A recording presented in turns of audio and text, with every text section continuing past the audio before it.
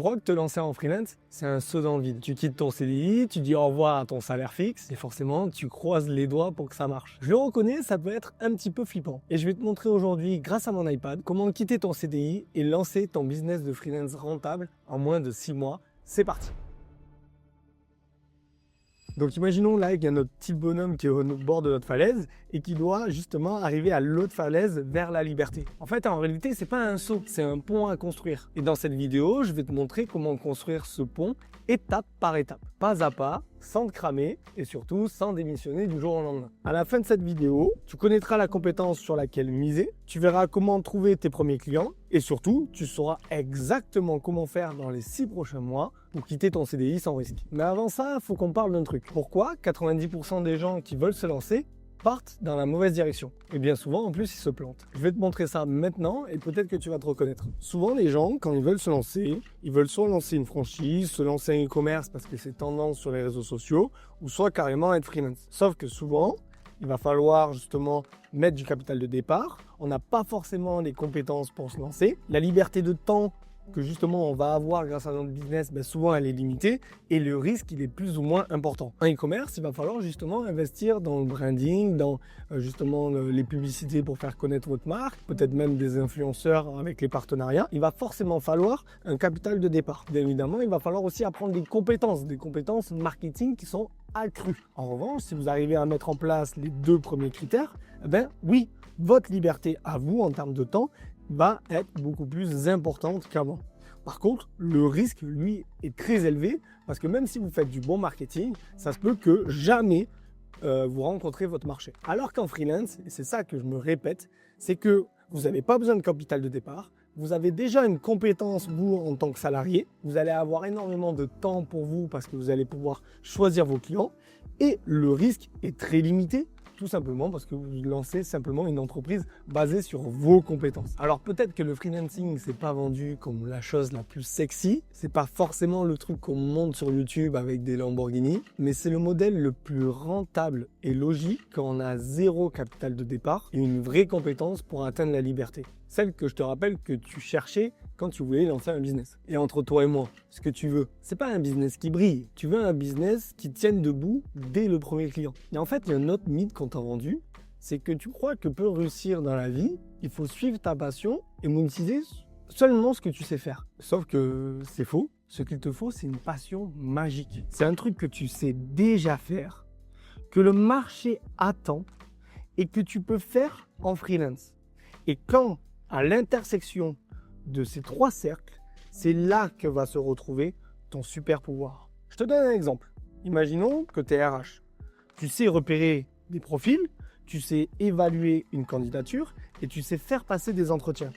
Donc tu peux totalement te lancer en tant que recruteur freelance pour les startups par exemple qui ont un énorme besoin quand ils viennent de lever des fonds. Allez, je te donne un deuxième exemple, celui de cuisinier. Tu sais organiser une brigade, tu sais gérer les stocks, tu sais créer des menus. Bref, tu as vraiment une compétence très particulière. Donc tu peux être soit consultant pour les restaurants qui veulent ouvrir ou qui souhaitent se développer, ou tout simplement tu peux devenir formateur en cuisine.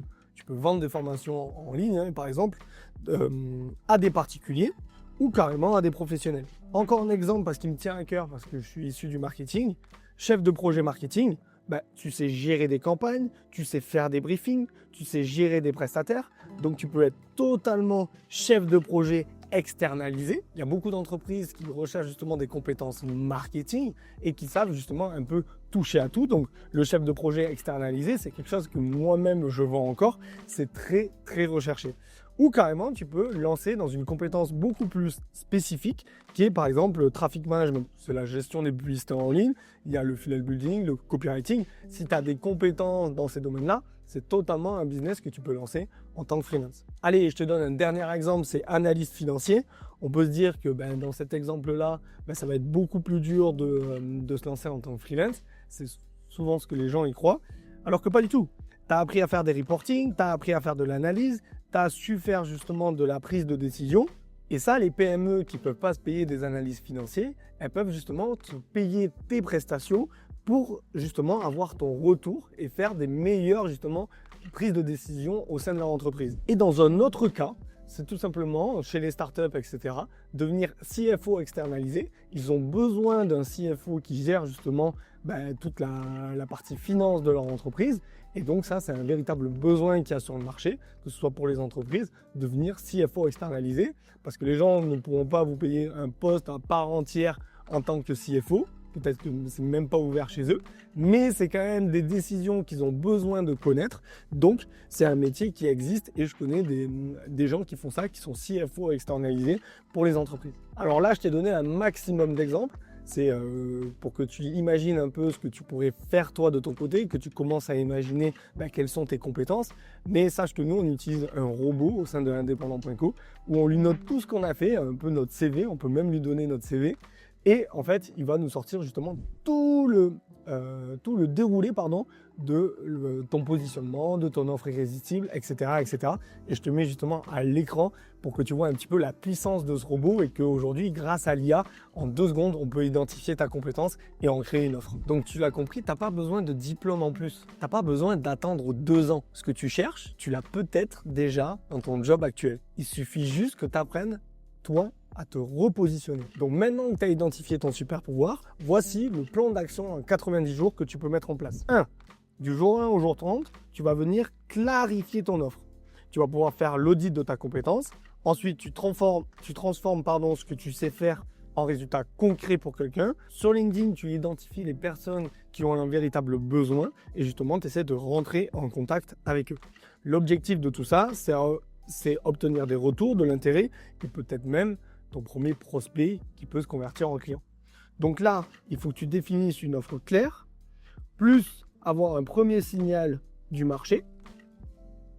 Et c'est grâce à ça, justement, que tu vas pouvoir basculer dans le jour 30 à 60,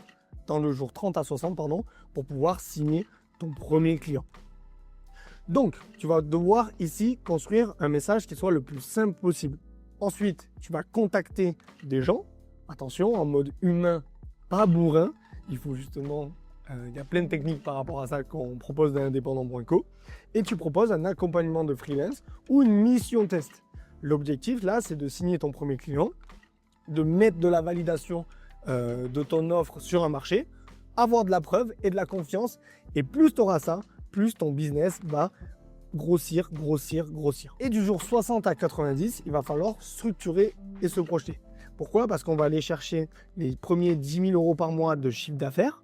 Et pour aller chercher tes premiers 10 000 euros par mois de chiffre d'affaires, il va falloir bosser tes onboarding clients, il va falloir bosser ta délivrabilité, il va falloir bosser tes process au sein de ton entreprise parce que peut-être que tu vas au bout d'un moment saturer en termes de clients. Donc il va falloir te structurer pour, si tu le souhaites, grossir ou du moins te faire gagner du temps. La vraie question, c'est comment tu passes au niveau au-dessus. Et pour ça, tu as besoin de 3 leviers solides.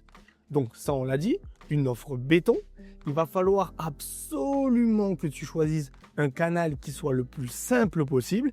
Et c'est comme ça que tu vas avoir une conversion qui soit la plus fluide possible. Mais une conversion fluide, c'est avoir des compétences en vente, justement. Comment présenter son rendez-vous, comment présenter son offre. Et ça, c'est ultra important. Si tu maîtrises ces 3 piliers de cette pyramide, alors tu vas avoir ton premier business qui tourne. Et je te promets que si tu t'y mets à fond pendant les 90 prochains jours, alors tu vas littéralement changer de perspective. Et surtout, tu l'as vu, tu viens de poser les bases d'un business solide et qui tient la route. Et c'est ça le plus important. Et ça, là, ce que tu es en train de créer, c'est 1000 fois plus solide que n'importe quel business passif que tu as pu voir sur YouTube.